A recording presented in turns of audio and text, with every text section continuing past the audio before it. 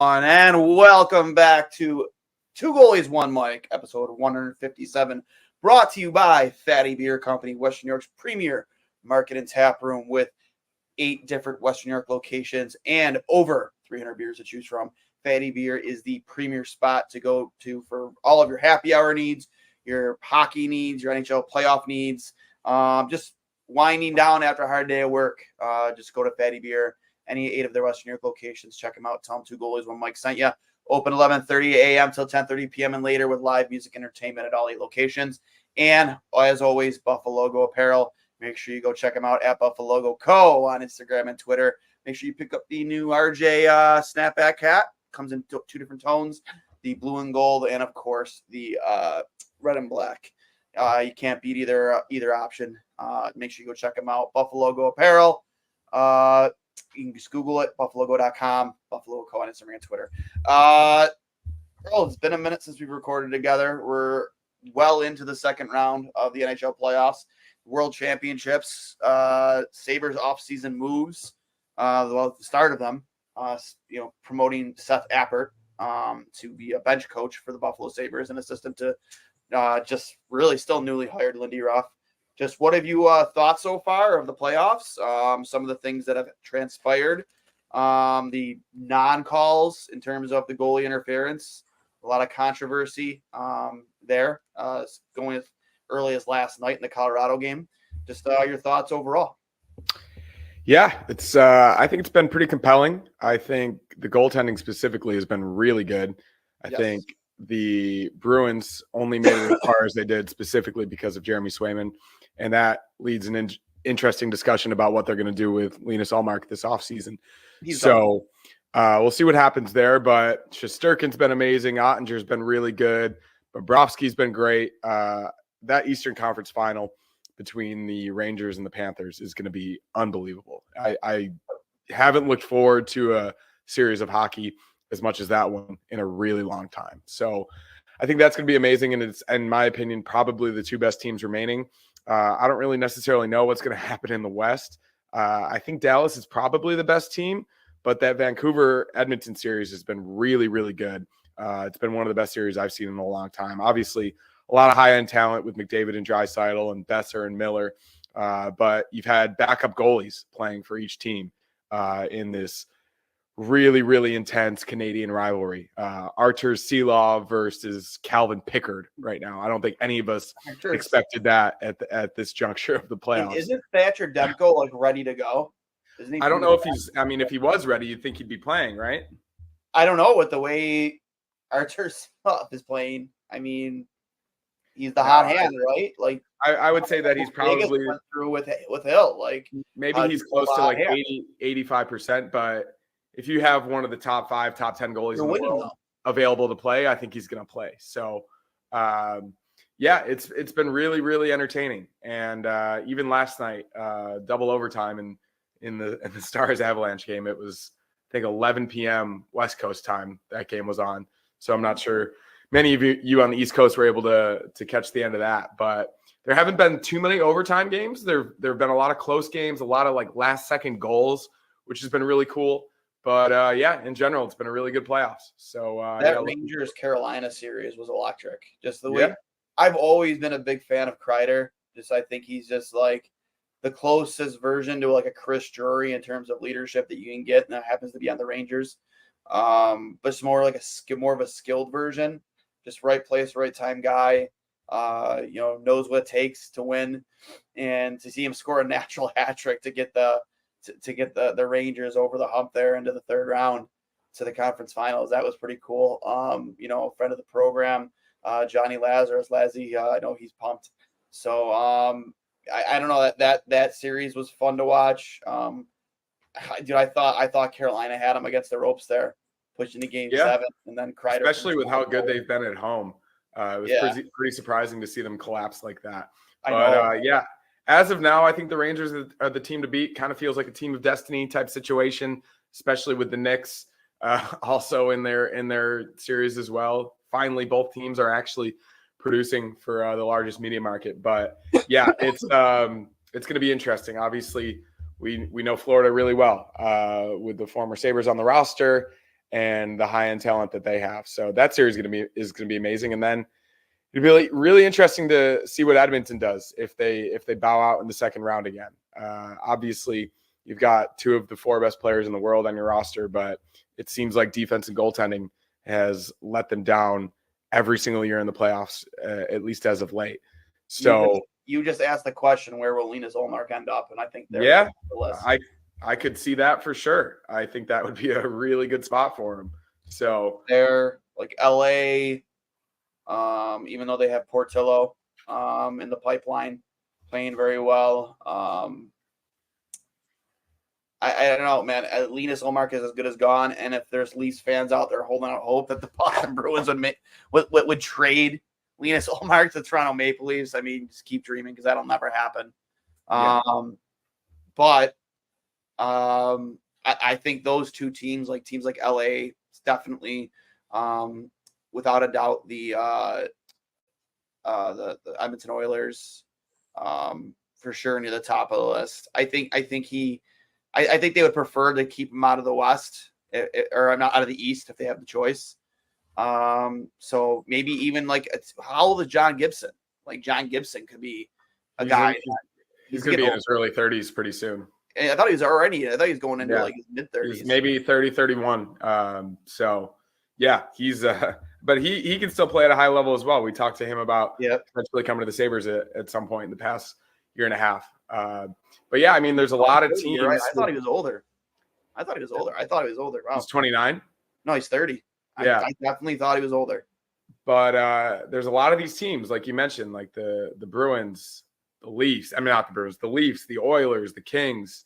There's a lot of teams that could use that top 5, top 10 goalie to get them over the top. So yeah, Ullmark's going to be a nice little chip that the Bruins can use this offseason. Make the team a lot more competitive. They have a lot of cap space as well. I saw a lot of Bruins fans reacting to finally being done yesterday, and it seems like, obviously this seems like it could have been a bridge year. You got a lot of names on that roster that people have never really heard of, a lot of young guys, but they're going to have some cap space finally, and they're going to be able to make some moves as well. So that could be a potentially scary proposition with Swayman finally getting his footing as the number 1. I agree. You know whose style of play is probably fit for the Bruins. Not that he's not a marquee name. He's just a current Buffalo Sabre. I could definitely see like them in a bottom 6 role signing a guy like Z Gergensons. For sure. He's got that type of style of play. Yeah, I could definitely see that as well. They're definitely going to spend big in the offseason. Yeah. World Championships going on. I'm not like too familiar with the scores of the games. I've seen a lot of highlights. Owen Power getting a goal today, assisted by Cousins. Nice little play in transition. Bowen Byram getting ejected today. So Darlene got ejected too. Yeah, dude. Yeah. Bowen Byram got ejected for doing a little cup check. Puljujärvi, I think it was. It was Puljujärvi. You know what? Screw it, man. I've been all the last 2-3 weeks, I've been nothing but a Rat supporter. I'm on board. I love it. I love it in front of their net. Screw it. You're going to come in front of my goalie. Guess what? You're going to pay for it. You'll think twice next time. Whatever, dude. I don't care if he wants to give himself a name like that in front of his own net. Fine by me. Darlene, on the other hand, though, that was a nasty looking hit. It seemed like kind of bad timing. He kind of ducked a little bit. I don't think he meant to do it by any means. But I love the physicality from both guys, especially if they're going to be paired together next season. I would love to see a little bit of nastiness, especially from Byram. What we saw in those first 5 games when he came over from Colorado, I think is obviously what we expect more so of next season. I think he got put into a couple different bad situations, bad pairings later towards the end of the season, and he wasn't able to show as much as he originally did. But that excitement, that physicality, that Darlene type style that we talk about, I think the 2 of them could play really, really well together. And same with Power. I love to see him jumping up into the play. We've seen him score a lot of big goals for the Sabres, and it's nice to see him activate a little bit more. And back to the physicality, I think everybody wants to see more of that with him. And as he continues to grow into his body and continues to be a pro, I think we are going to see more of that this upcoming year. So yeah, I'm really excited about the defense. Obviously, it's one of the best young cores in the league, and hopefully they could potentially add another veteran right-handed presence to that top middle six, end of the sixth there. So we'll see, but yeah, we'll know in a month and a half here.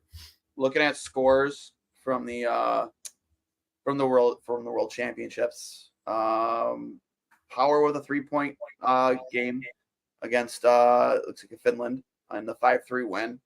I believe Cousins had an assist on one, or Cousins with a goal and an assist. I'm sorry. So good showing from Buffalo players tonight. Potential future Sabre, people speculated quite a bit. Mangiapane, he's been on a lot of people's want list for the offseason with an assist. But yeah, and then again, a game ejection for Bowen Byram for a quick recap of Sabres that have played today. I'm not sure who. Is Paterka playing with Germany? He is. He is. That's what I thought. Okay, so kind of pulling some scores here. Let's see. Check out Germany. They played today. They did, or no, they did not play today. Sorry, or maybe they did. Hold on. Pulling up all the games. I'm sorry.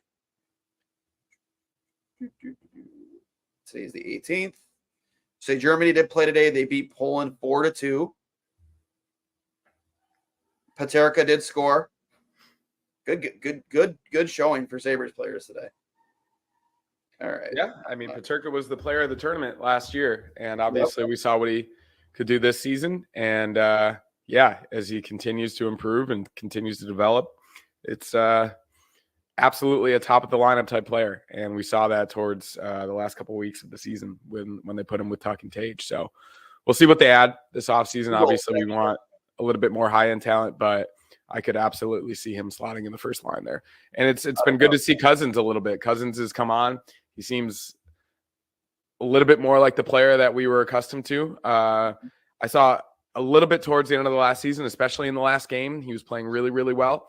But I'm not too worried about Dylan Cousins. I think he's going to be just fine next season. I think a bit of a down year, some injuries here and there. But it's good to see him playing well at the World.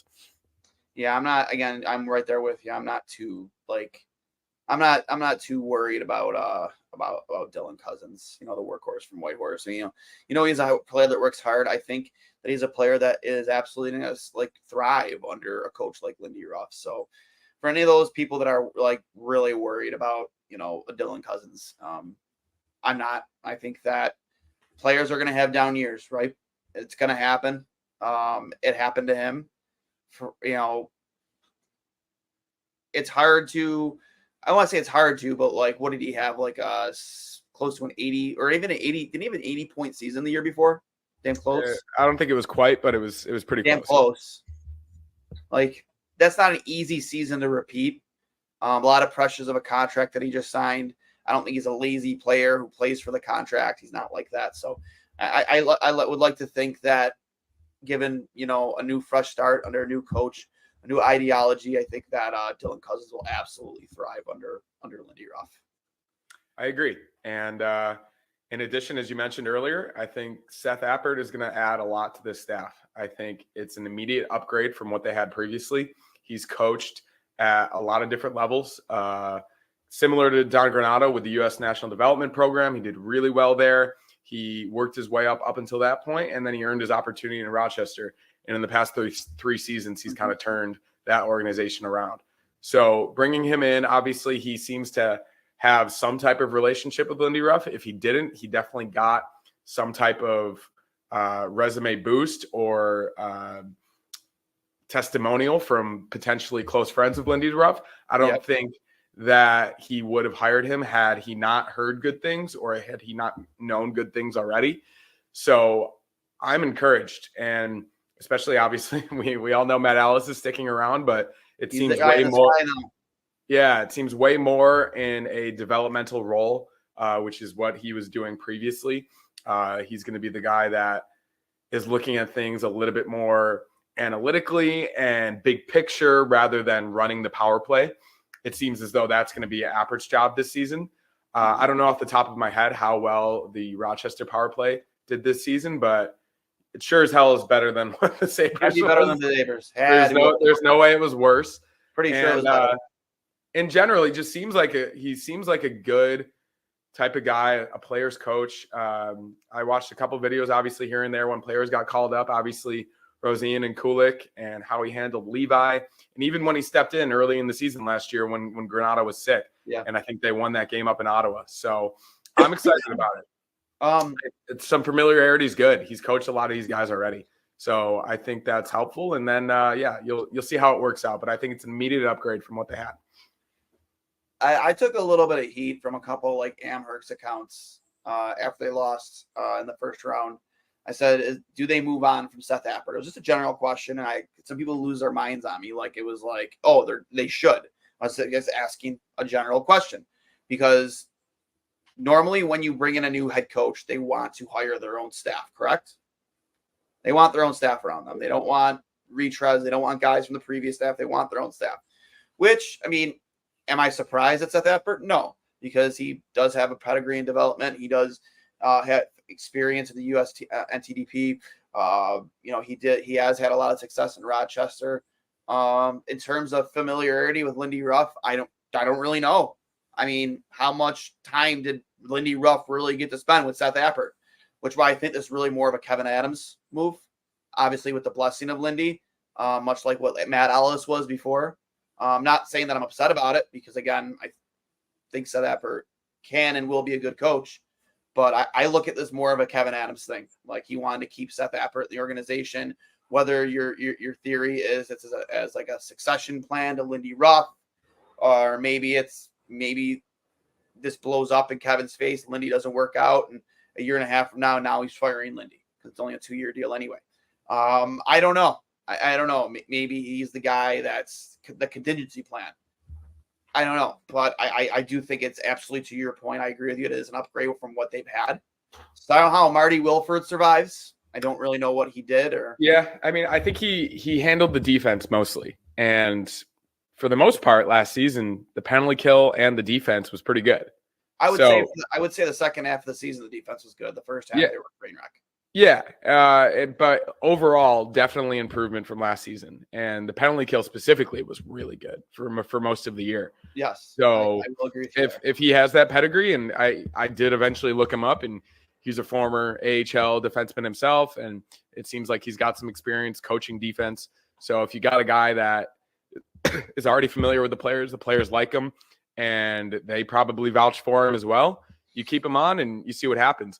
I think Mike Bales, obviously, he stuck around for good reason. He seems to be one of the best goalie coaches in the world, and he's handled a variety of different goalies since he's been with the Sabres, and they've all at least improved or started to have success.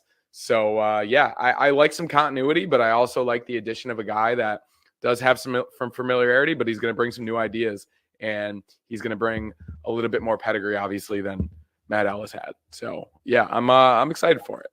I am too. I'm not like Mike Bales. I mean, he earned every bit of his paycheck last season with what he was able to do with UPL. A lot of doubts coming into the season with him.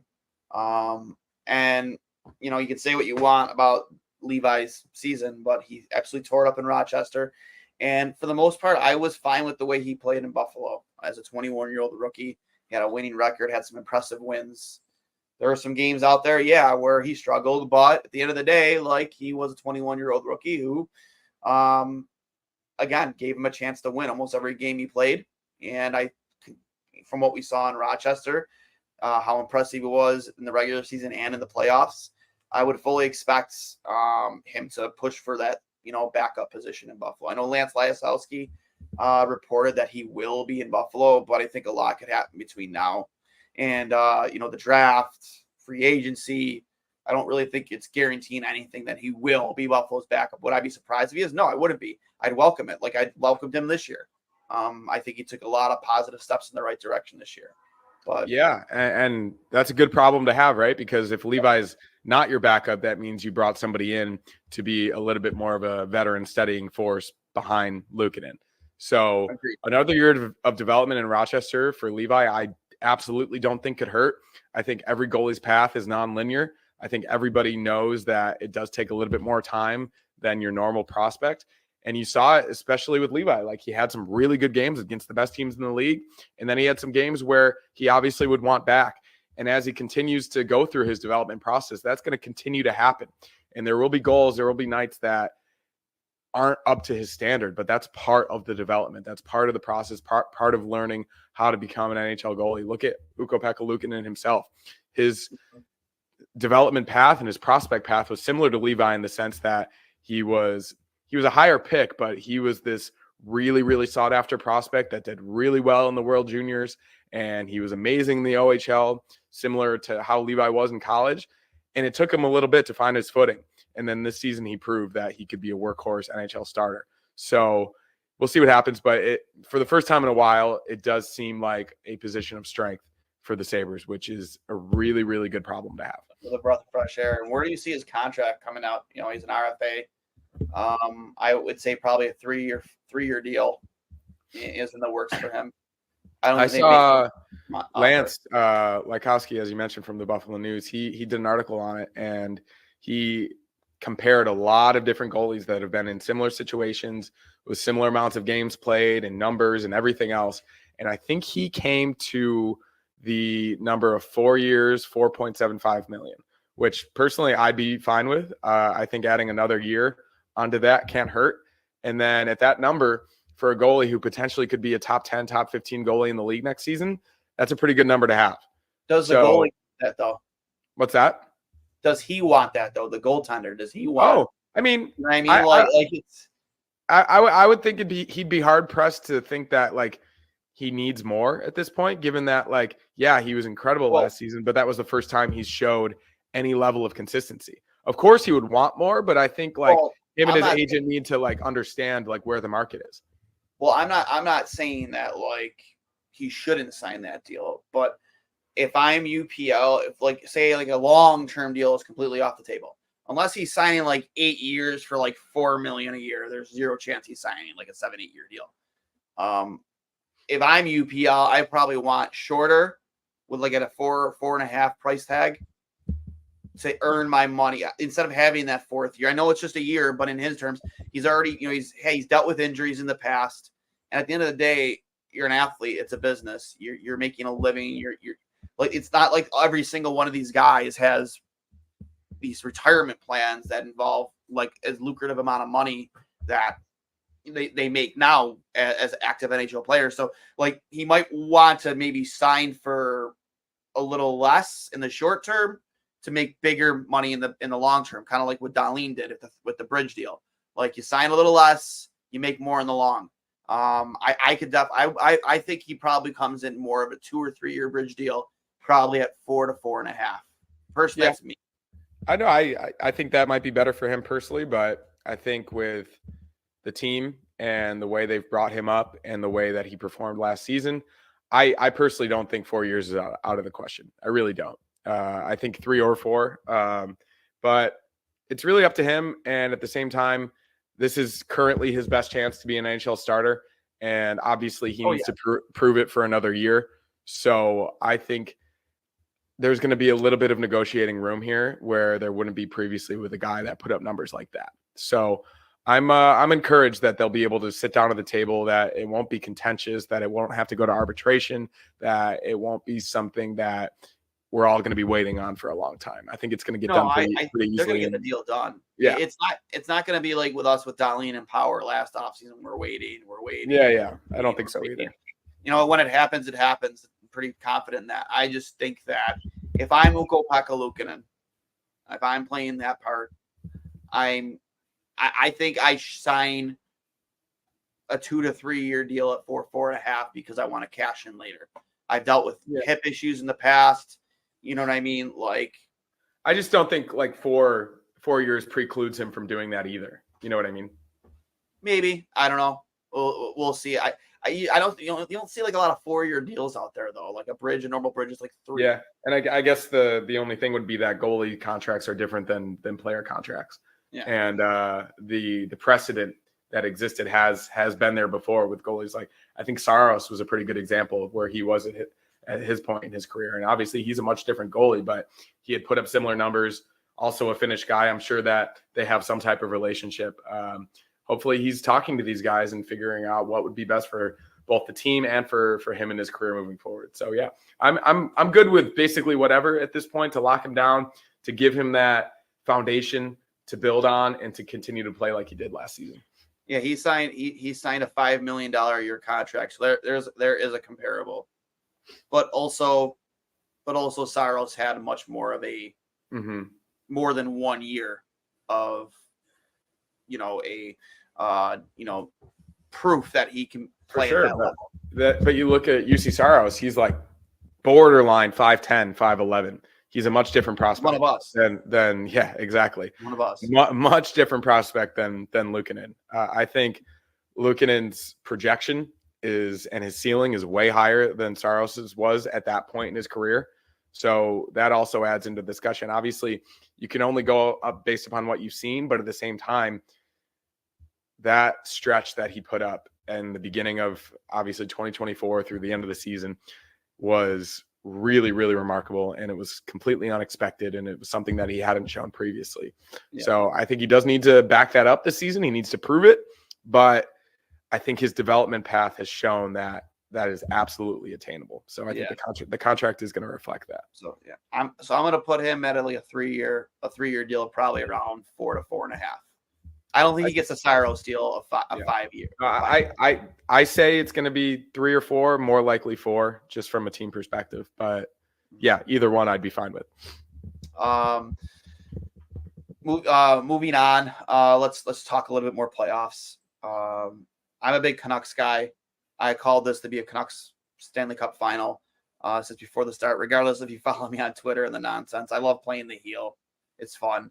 You defend Brad Marchand and people lose their mind. It's actually funny to me. Like, I get it, but I just find it comical.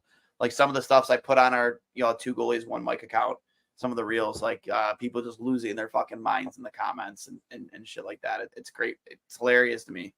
But beyond all that, like I've been big on the Canucks bandwagon. I think Brock Besser is playing at an playoff MVP level right now. Picking up the slack of guys like Elias Pettersson, who hasn't really pulled their own weight up until like this past game. JT Miller is playing very well. Hughes is playing unbelievable. And then again, the goaltending, as we spoke before. Again, I don't know. Do they continue to ride him, or do they go back to Demko when he's healthy? I don't know. Aiden Hill caught fire last year. Was playing outstanding, and they were winning.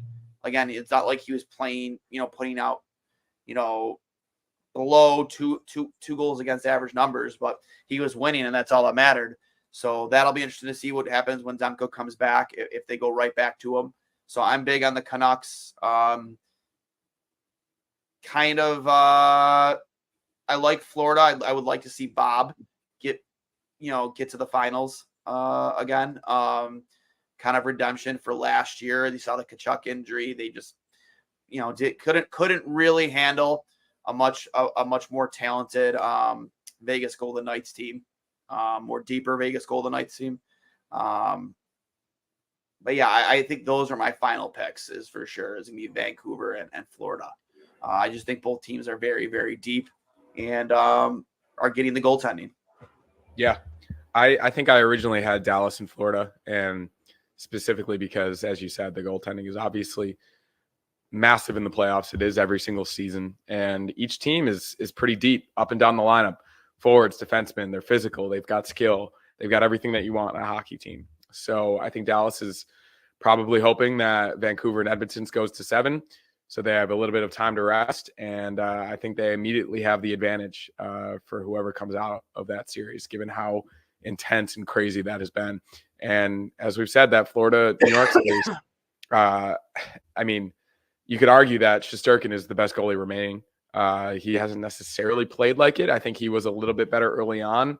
And in that Carolina series, we saw a couple little moments of uncertainty. But if I had to pick one goalie remaining of any of these teams, I would probably pick Shesterkin. So that gives you a leg up. Yeah, that gives you a leg up almost immediately. So I'm really interested to see that Panthers-Rangers series. I think it probably goes at least 6, probably 7. I think they're really well evenly matched. each team's development has kind of led up until this point. They've been so close for so long. They've made really good trades. They've brought in veteran additions. They've really filled out their rosters in the best way they possibly can. So that's going to be fascinating, that series. And I personally think whoever comes out of that wins. But yeah, as we've seen, anything can happen. Any goalie can get hot at any time. And as you mentioned, I personally think that as soon as Demko's healthy, they go back to him. If they go back to him and he has a bad game, maybe they go back to Seelovs after that. But if you've got one of the best goalies in the league, you got to play him. And I would argue that he's probably pretty close right now. And obviously Seelovs is playing well. But if they get through Edmonton, then I think you see him for game one of the Western Conference Finals, which would be two American goalies going up against each other, which would be really cool. Demko and Oettinger. Likely, gosh, it's crazy to say now, but you thought it was going to be Oettinger, Demko, and Hellebuck for the international tournament early next season, and even going into the Olympics, which I think adds a little bit more variable. But now you add Swayman into the picture, and you've got. So I don't want to be the guy that has to make that. Exactly. You've got four of the best 6 or 7 goalies in the world on one international roster, which is going to be really interesting to see who they pick. Obviously, Swayman's going to have to keep this up. All 3 other guys have shown that they've been able to do it pretty consistently. I'd say Demko, obviously, a little bit less, and Ottinger's still really young, but he's unbelievably good. So that's going to be amazing, and that's going to put the U.S. roster with a leg up over the entire competition, not only for the Finland, Sweden, Canada, U.S. tournament, but also the Olympics in 2026. I agree with you more. So before we get out of here, I saw it was from another podcast. They did a list of their top 10. We'll do top. I'll ask you your top 5 because I want to keep it short. Who are your top 5 fictional movie hockey players? Oh, because on their top 10, there was not a single goalie, which really irritated me. Man, that's tough. Give me a minute to think about it. I'm not the best with movies. I'll say that right off the bat. We'll rip out some movies. Obviously, the Mighty Ducks franchise. Yeah. If we're talking characters and we're talking personalities, and as you mentioned, like, I think we should go right off the bat. I think you got to put Goldberg in there. I think he was the comedian. I would say if we're personality, skill level combination. Yeah, he wasn't great, but he did have some big games. He came through in the clutch when he needed to. Obviously, Julie the Cat came in there with that quick glove. But yeah, Goldberg is just obviously a classic character. And I don't know if you know, that actor is obviously, he's gone through a lot in his life. And recently, I think he's gotten sober and he has turned his life around a little bit. But he's had struggles with addiction, struggles with a lot of different things. So yeah. I'm happy to hear that he's doing a little bit better. But yeah, I'll put Goldberg in there for sure. Gosh, fictional hockey players. It's really tough. You go next. We can do like a little snake draft here. Okay, so I'll go. See, it's tough for me. We'll say the movies real quick. You got the Mighty Ducks franchise. You got Youngblood. You got Slapshot. You got Miracle. I was thinking about that, but that's not fictional. That's not fictional. That's a thing. So I would you're omitting. So we're just going to omit Miracle. You can't do Miracle. Can't include Miracle. Miracle is omitted. Yeah. It's not. I was thinking about it. Like Jim Craig. I would love Jimmy Craig. Like, I'd love to do Ralph Cox. Like, I'd love to do Michael Rosioni, even like Jack O'Callahan, but like, you can't do that. So you have any of the 3 Ducks movies, you have Youngblood, and my personal favorite, another one, Mystery Alaska. Yep. Honestly, I think it's one of the greatest hockey movies ever. I think really, really good. Would you even say underrated? I would say for the hardcore hockey fan, no, not really. And maybe because hockey as a sport is a little bit more niche for the general movie population and for the general sports fan, I think a lot of people probably wouldn't know it as well as some of the other ones. But if you're a hockey fan, you've seen Mystery Alaska and you realize how good it is. It's such a good movie. Goon, obviously fictional.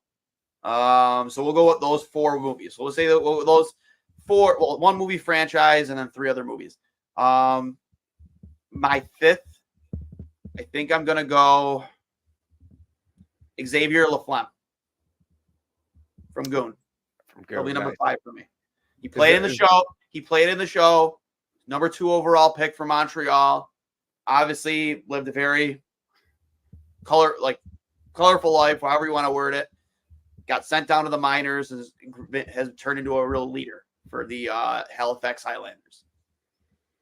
I think I'll go Rob Lowe from Youngblood. I don't remember his character's name, but when I saw it for the what's that?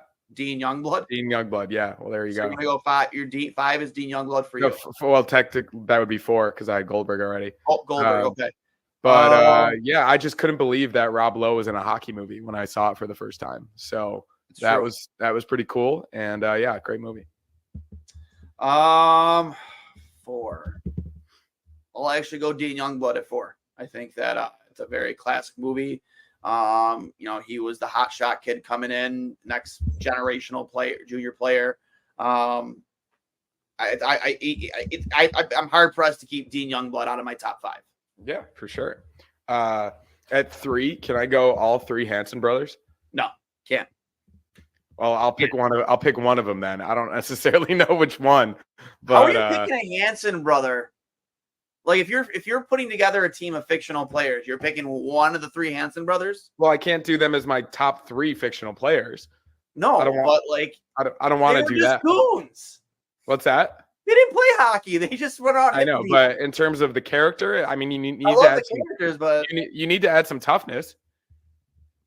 True, I'll give you that. And just the look and the classic nature of the entire thing. I think you need a Hanson brother on your team. So I'm gonna pick one of the Hanson brothers, the best one, the most skilled one. Okay, I'm going to go. One's tough for me. Number 3.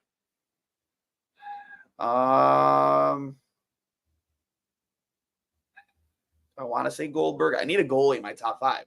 I can't complain about not having a goalie and then not have a goalie. You're going to hate my top 3, but I'm going to go with it. I'm going to go with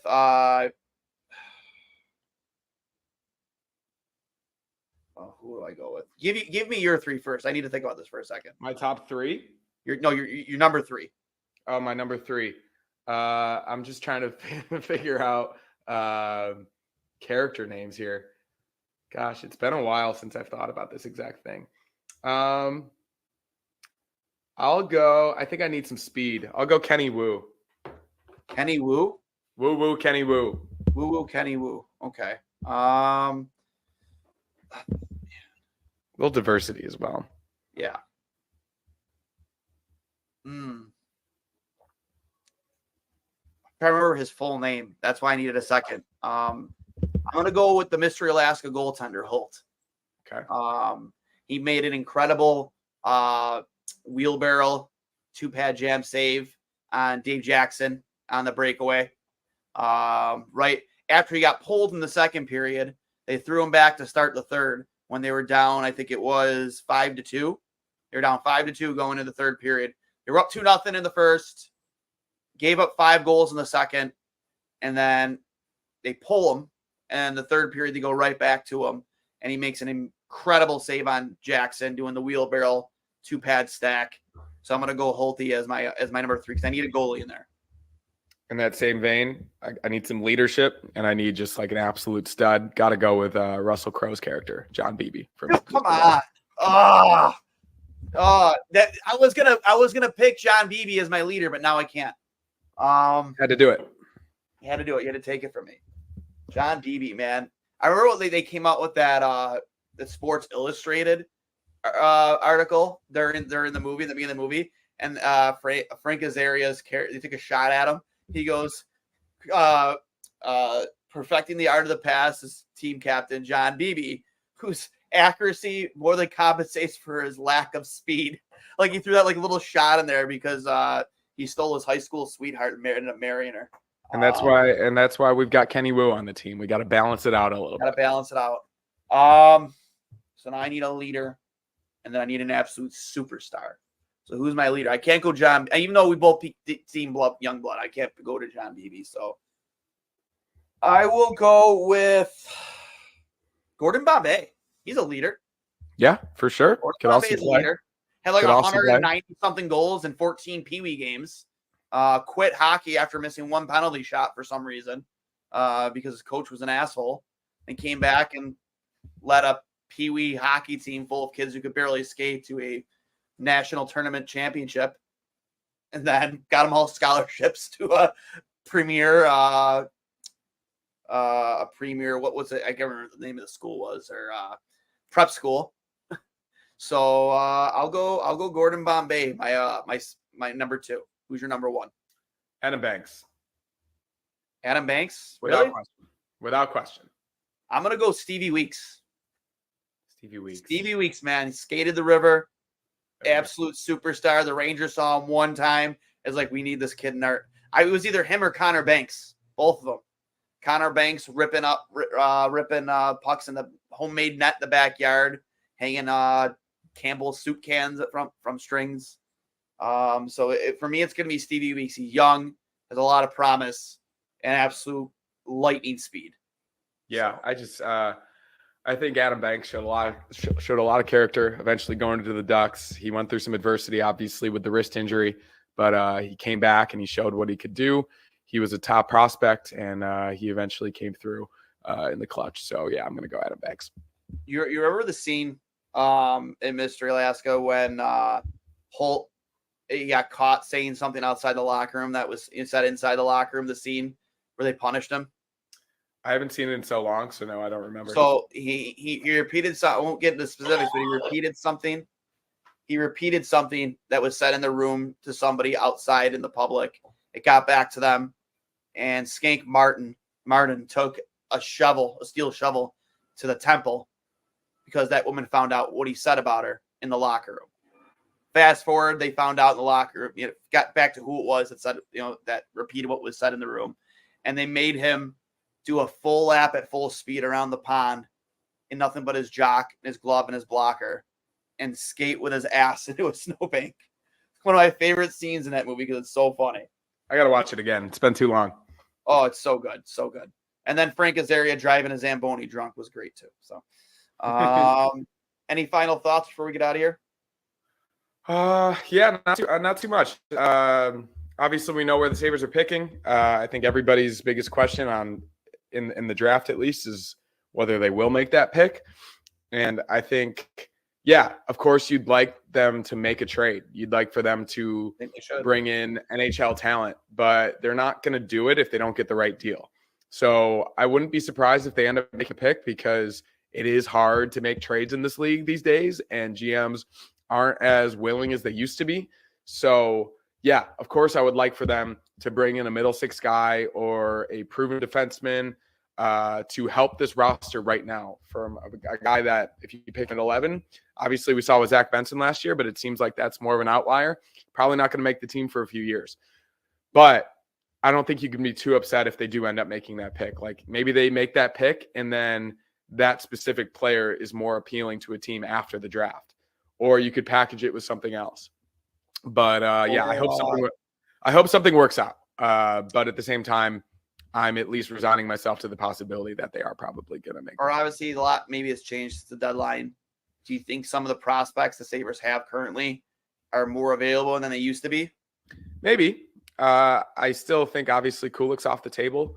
I think Savoy probably is, even though he had an unbelievable season in the WHL again. Obviously, you can go down the list, and there's so many that would probably be appealing to so many teams in the league right now. So I think there is going to be some desperation from Kevin Adams this offseason. I think he knows what he's up against. The most important offseason of his career. Yeah, there's going to be a line in the sand. Like he knows that he didn't do enough last summer, and it specifically affected the team this season. So I do think that he's going to open every door. He's going to make a bunch of phone calls, and he's going to have conversations to hopefully make this team better come October. I couldn't agree with you more. I think Rosen, Ostlund, and even Ryan Johnson are absolutely on the table in terms of the offseason. Teams are looking to, get younger, take on prospects, unload maybe players that don't fit the future need, so to speak. We'll see what happens. But with that being said, remember this has been brought to you by Fatty Beer Company, Western New York's premier market and tap room. 8 different locations in Western New York with over 300 beers to choose from. Make sure you go check out Fatty Beer. Tell them Two Goalies One Mike sent you. And as always, Buffalo Go Apparel at Buffalo Go Co. on Instagram and Twitter. They have all of our current merchandise on there. More to come. And, of course, a lot of their Bills stuff. You get ready for the Bills offseason. They got some new Keon Coleman things, stuff up there, I believe. So, how about him, man? He's an absolute gem. He's incredible. How badly do we need Keon Coleman to be good with how much we love him? I mean, I don't necessarily think he needs to light the world on fire, but I think there are going to be some splash plays here and there. I think he's going to be a red zone threat with his ability to box out and play above the rim, so to speak. I think he's going to have a role, but I think especially with this receiving core that they've developed, like, the meme from Moneyball where it's Brad Pitt saying, you're not going to replace so-and-so, in this case, Diggs, but you can make up for him in the aggregate. So bringing in MVS, maybe we get the best version of Chase Claypool. Obviously, Curtis Samuel, Khalil Shakir, Dalton Kincaid, James Cook, Ray Davis, a combination, Dawson Knox, a combination of everybody, I think is going to be. How about Kincaid? Yeah, that's I said Kincaid. I'm pretty sure. I think a collection of its parts is what this offense is going to be, and Josh is going to be able to spread it around a little bit more. So yeah, I think my projection for Keon Coleman is hopefully 7-8 touchdowns.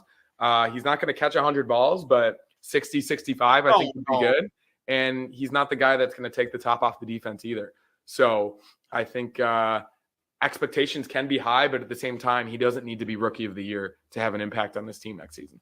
For me to be overwhelmed with, happiness with his rookie season, I'm putting a line at 45, 50 catches.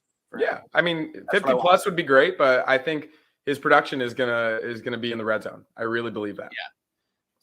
Beast, man. He's just built. He's like a receiver. We hope that he's going to be everything that Gabe Davis was supposed to be. Yeah, for sure. A big target for Josh Allen to just throw up to 50-50 ball to your point. So that being said, guys, been episode 157 of Two Goalies One Mike, brought to you by Fatty Beer Company and Buffalo Go Apparel. We will catch you sometime maybe next week. So stay tuned. Make sure you're following at Two Goalies One Mike on Instagram and Twitter. Follow us on Spotify, Apple Podcast, YouTube. You can find myself at Duane S39 on Instagram, Twitter, and it's C Hurls 13. Yeah, at C Hurls 13, Instagram, Twitter. We'll talk to you later, and as always, enjoy your weekend.